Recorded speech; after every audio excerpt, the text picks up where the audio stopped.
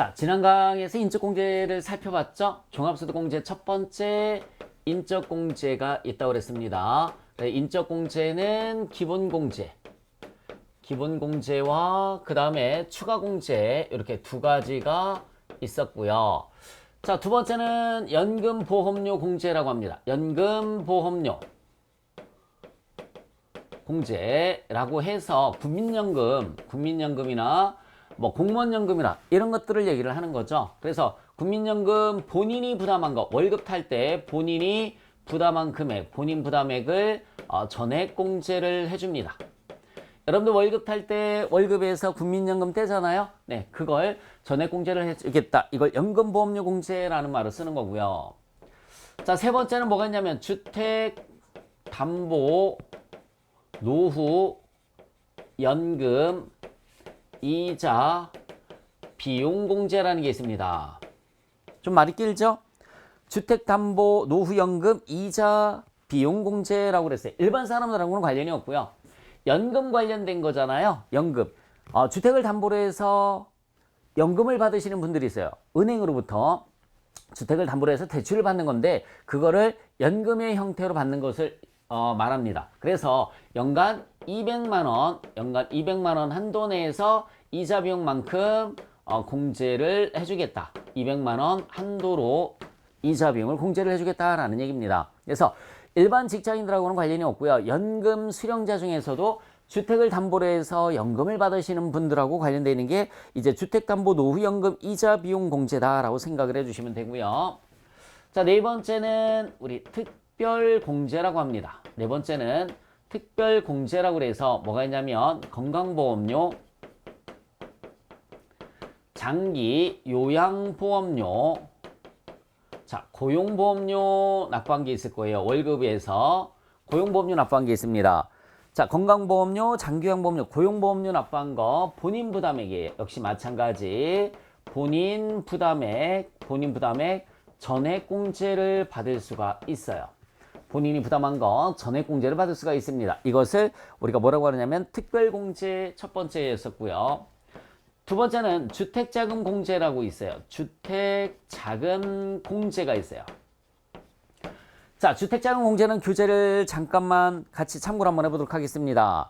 주택마련저축이라는 게 있죠. 청약저축, 주택청약종합저축, 근로자마련저축 이렇게 나와 있어요. 그렇죠? 그래서 주택자금 공제는 첫 번째 주택마련저축, 주택 관련된 거, 주택마련저축, 뭐 내가 청약저축을 가입하고 있다.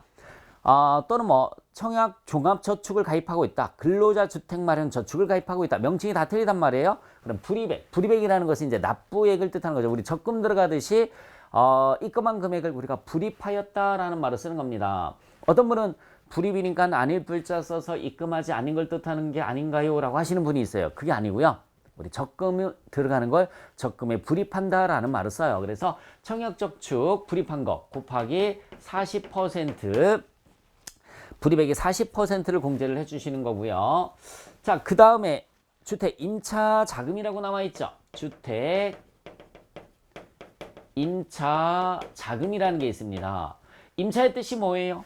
주택을 빌리는 거죠. 전세자금 대출 받은 걸 뜻하는 겁니다. 전세자금 대출 받은 거. 원리금 상환액에 이거는 불입액의 40%였었고요. 얘는 원리금 상환액. 여러분 원리금의 뜻이 뭘까요? 원금과 이자를 뜻하는 겁니다. 상환액의 40%를 받을 수가 있습니다. 그래서 주택 임차라는 것은 뭐냐면 임차라는 것은 전세자금 대출 받은 거. 자, 그러면 얘가 두 개 동시에 존재할 수가 있어요. 두 개가 동시에 존재할 수가 있는데 얼마 동시에 존재하면 300만 원 한도가 되는 겁니다. 300만 원 한도가 되는 거예요. 자, 만약에 강 선생은 전세를 살고 있어요. 그래서 전세자금 대출을 받았습니다.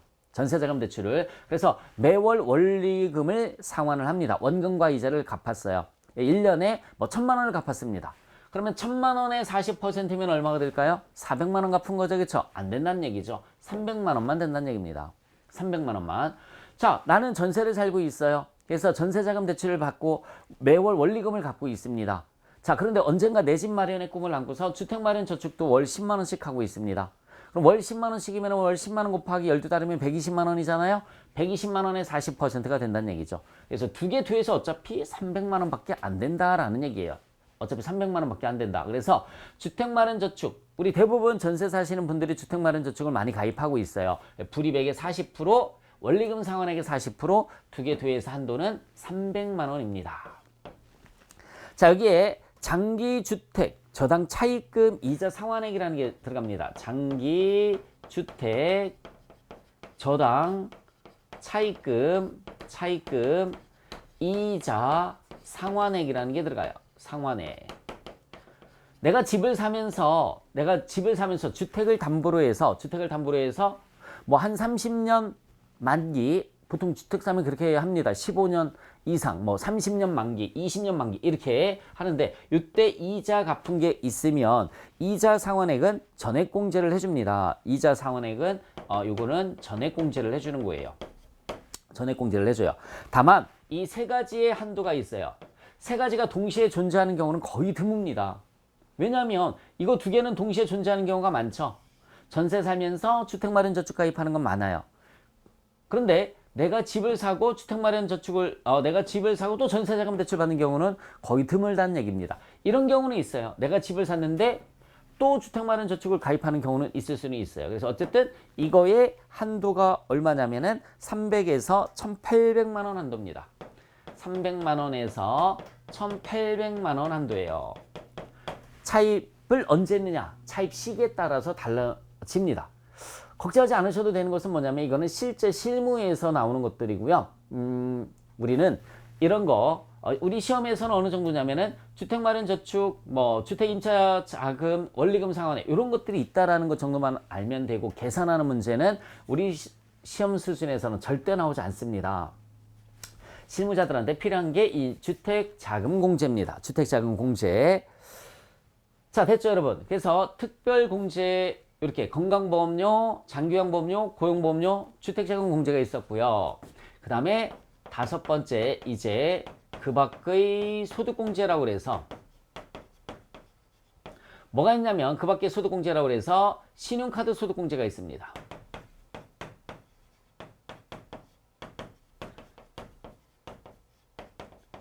신용카드 소득공제가 있어요. 엄청 중요합니다. 시험 문제에 정말 많이 나와요. 정말 많이 나와요. 그래서 신용카드 소득공제는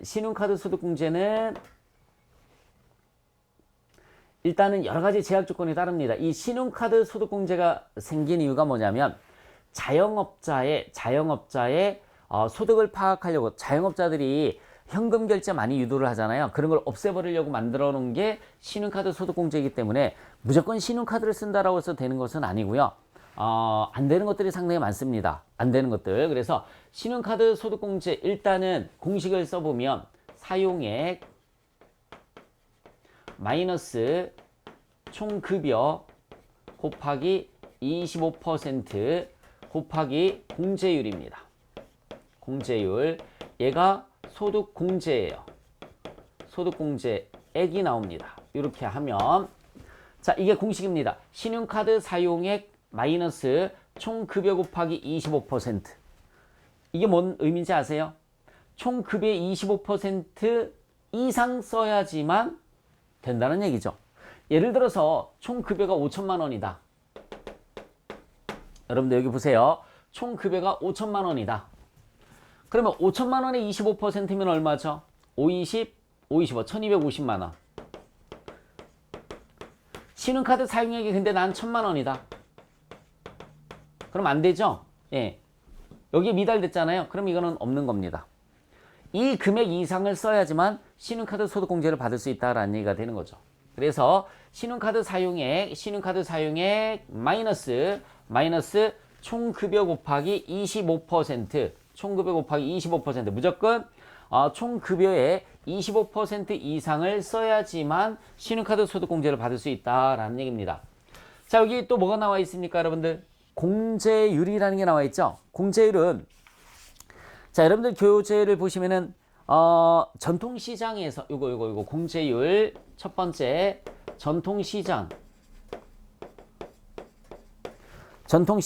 대중교통을만 썼다. 나는 여기에만 썼다라고 하면 몇 퍼센트 공제를 해주냐면 40%를 공제를 해주시고요. 난 도서 공연비, 책 사보고 뮤지컬 보고 이런 데 썼다라고 하면은 30% 공제를 해주시고요. 그 다음에 직불카드 현금 영수증은 30% 여기다 쓰도록 하겠습니다. 세 번째는 직불카드 현금 영수증은 30%. 네 번째 그냥 일반 신용카드로 썼다. 일반 신용카드 사용액은 15%. 이렇게 공제율이 다 달라요. 이 공제율이. 자, 첫 번째는 총 급여의 25% 이상 써야지 되는 거고요. 사용액이.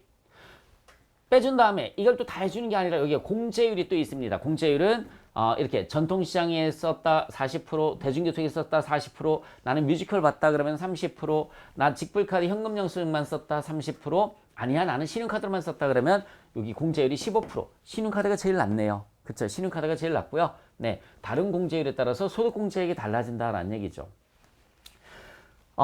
요 사용액에 대해서 한번 살펴봐야 되는데 요거 위에 걸 먼저 지우고서 같이 보도록 하겠습니다.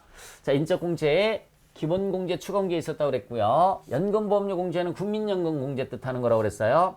그 다음에 주택담보노후연금이자 비용공제는 연금 수령자하고 관련되어 있었고요. 특별공제, 장기 건강보험료, 장기요양보험료, 고용보험료 이거는 본인이 부담하는 거 전액공제를 받을 수 있다고 그랬습니다. 그리고 주택자금 공제, 주택마련저축, 그 다음에 주택 임차차입금 원리금 상환에 장기주택 저당 차입금 이자 상환에 뭐 이런 것들이 있다라는 것 정도만 여러분들이 기억을 해주셨으면 좋겠습니다. 그리고 이제 시험 문제 많이 나오는 게 이제 신용카드 관련된 거예요. 신용카드 관련돼서 시험 문제 많이 나오는데, 자, 여기 공식을 제가 써놨습니다. 그죠?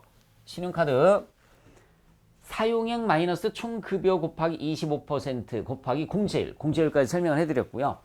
요 사용액 이런 것들은 안 돼요. 이런 것들은 안 됩니다. 여러분들 교재 참고로 해서 같이 한번 볼게요. 첫 번째 뭐 있습니까?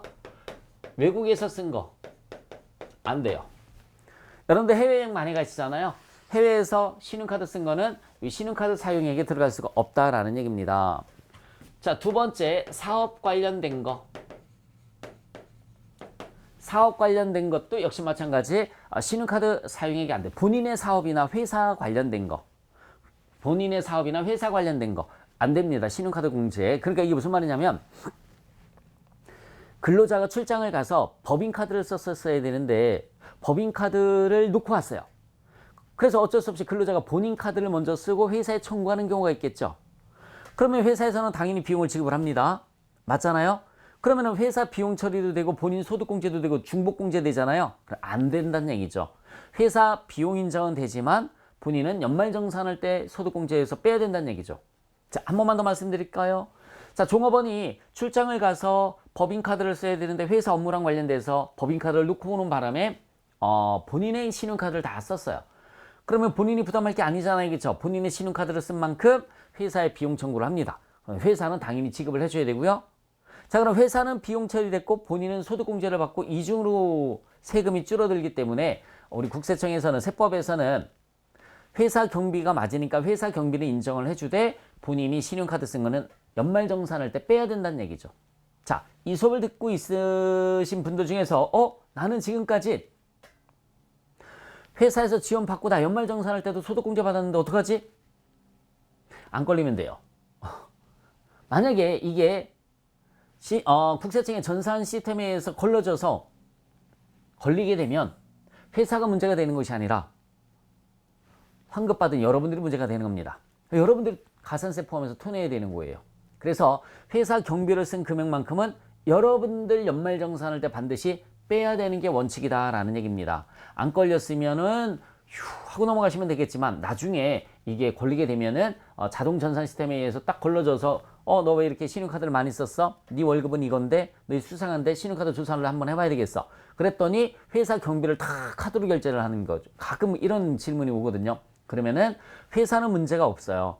회사는 문제가 없고요. 연말정산할 때 부당환급 받은 우리 근로자들이 다친다라는 얘기입니다. 꼭 기억하시기 바랍니다. 사업하고 관련돼서 쓴 거는 소득공제 받으면 안 된다라는 얘기예요.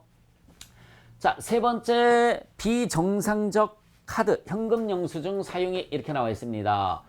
여러분, 이 비정상적 사용액이라는 것은 뭐냐면은 이런 표현을 써도 될지 모르겠는데 여러분들 깡이라는 말 들었어요? 카드깡, 뭐 현금 영수증 깡, 뭐 이런 거 들어봤는지 모르겠습니다. 실제 물건을 사지도 않고 카드를 결제를 하는 거죠. 이런 걸 갖다가 우리가 비정상적 사용이라는 말을 씁니다. 자, 그 다음에 네 번째 또 뭐 안 되느냐면 보장성 보험료 납부한 거. 보장성 보험료. 예를 들면 자동차 보험료 같은 경우에 자동차 보험료 같은 경우 보험료 등 저도 자동차 보험료 신용카드로 결제해요. 저도. 그래서 여러분들도 많은 분들이 자동차 끌고 다니시는 분들은 자동차 보험료 같은 보장성 보험료를 신용카드로 사용하게 될 텐데 여기 안 들어가요. 여기 안 들어갑니다. 신용카드 사용액란에 들어가지 않습니다. 보장성이라는 것은 내가 다쳤을 때 보장받으려고 보험에 가입하는 거죠. 저축성 보험료하고는 틀린 거예요. 보장성 보험료 같은 거 안 되고요. 그 다음에 교육비 안 됩니다. 교육비 안 돼요. 교육비. 네. 여러분들 여기에서 말하는 교육비라는 것은 뭐냐면 대학교 등록금이라든지 뭐 이런 것들을 얘기를 하는 겁니다. 그런데 학원비는 됩니다. 학원비는 돼요. 여기 들어간다는 얘기죠. 학원비는 들어갑니다. 등록금은 안 들어가요. 등록금은 안 들어가는데 학원비 결제한 것은 여기 신용카드 사용액란에 들어가요. 왜냐하면 대학교는 자영업자가 아니잖아요. 대학교는 자영업자가 아니기 때문에 안 되는데 학원은 자영업자니까는 카드 사용액에 들어간다라는 얘기죠. 그 다음에 공과금이나 세금 이런 것들 안 됩니다. 아파트 관리비 카드로 결제하시는 분 많죠? 아파트 관리비 카드로 결제하시는 분 많아요. 이런 것들 안 돼요. 전기료, 뭐 국세 이런 것들, 고속도로 통행료 안 됩니다. 그 다음에 신차 구입비 안 됩니다. 신차 구입비 안 돼요. 근데 중요한 게 있습니다. 중고차 구입비는 10% 됩니다. 여기에 들어간다고요. 중고차 구입비는. 물론 카드 사용액이죠. 신용카드 결제한 거. 이거 신용카드 결제를 뜻하는 거예요. 신용카드 결제액 중. 신용카드 결제액 중 이러한 것들은 여기 안 들어간다고요. 네. 근데 지금 학원비는 들어가고 중고차는 10%. 내가 만약에 중고차 1,000만 원을 신용카드로 결제를 했어요. 10% 100만 원은 여기 들어갈 수 있다라는 그런 얘기가 되는 겁니다. 그 다음에 이거 말고도 정치자금, 기부금, 카드 결제한 거, 그 다음에 주택자금 공제받은 월세, 그 다음에 수수료 결제 뭐 이런 것들은 여기 들어갈 수가 없다라는 그런 얘기가 되는 거고요. 자, 신용카드와 중복 공제되는 게 있습니다. 의료비를 결제를 하면 신용카드와 의료비가 공제된다라고 그랬죠. 요런 거는 이게 무슨 말인지 잘 모를 거예요. 연말정산하면서 제가 설명을 좀 해드리도록 하겠습니다. 그 밑에 교육비 중에서 뭐 학원비나 교복 교육비 뭐 이런 것들은 신용카드와 교육비가 중복 공제된다라고 나와 있는데, 중복 공제되는 것의 의미는 연말정산할 때 제가 추가로 설명을 더 해드리도록 하겠습니다. 네, 여러분들 이 그 밖에 소득공제, 신용카드 소득공제 공식은 어쨌든 총 급여 곱하기 25%를 넘어선 금액만 되는데, 이 신용카드를 결제했다고 해서 다 되는 건 아니고 이러한 것들은 신용카드 사용액에 들어가지 않는다라는 얘기죠. 그래서 빼주고 공제율을 또 곱해줘야지 소득공제율이 돼요. 그러니까 금액이 큰 게 아닙니다. 아주 작아요. 그래서 공제율은 다 틀리다. 전통시장이나 대중교통 사용액은 40%고요. 도서공연비는 30%고요. 직불카드나 현금 영수증 30%, 일반 신용카드 영수증은 15%다라는 거, 이 정도만 여러분들이 기억을 해주셨으면 좋겠습니다. 자, 여러분들 교재 보시면 한도가 나와 있어요. 기본 한도, 추가 한도가 나와 있는데, 자, 이거는 실무랑 관련되어 있는 거고요. 우리 시험하고는 관련이 없으니까는 신경 쓰지 않으셔도 괜찮아요. 너무 복잡합니다. 신용카드 사용액 구하고 한도액 구하는 거는 복잡하기 때문에 우리가 준비하는 시험에서는 나오지 않습니다. 자, 그래서 옆에 페이지 보시면은 신용카드 사용액이 총 급여를 예제 문제를 한번 보세요. 총 급여를 3천만 원으로 뒀죠. 거기 예제 문제에서는 총 급여를 3천만 원으로 뒀어요. 3천만 원. 그리고 여기다 대입을 한번 해볼까요? 여기다 대입을 한번 해보겠습니다. 어떤 차이가 있는지 두 문제 갖고 아주 간단한. 그러면 3천만 원의 25%면 750만 원이죠. 총 급여를 3천만 원 뒀으니까 750만 원입니다. 신용카드 사용액이 만약에 1,000만 원이다. 1,000만 원. 그러면 1,000에서 750만 원 빼고 곱하기 신용카드 썼으니까 15%를 해주면 된다는 얘기죠. 그러면 1,000만 원에서 750만 원 빼면 250만 원이고요. 250만 원 곱하기 15%하면 37만 5천 원 소득공제를 받을 수 있다라는 얘기예요. 37만 5천 원이 여기 들어간다는 얘기죠. 여기 37만 5천 원 이렇게 들어갑니다. 근데 나는 체크카드를 1,000만 원 썼다. 체크카드로만 1,000만 원을 썼다. 그럼 1,000만 원에서 똑같이 750만 원을 빼주시면 되고요. 곱하기 얘는 30%입니다. 얘는 30%.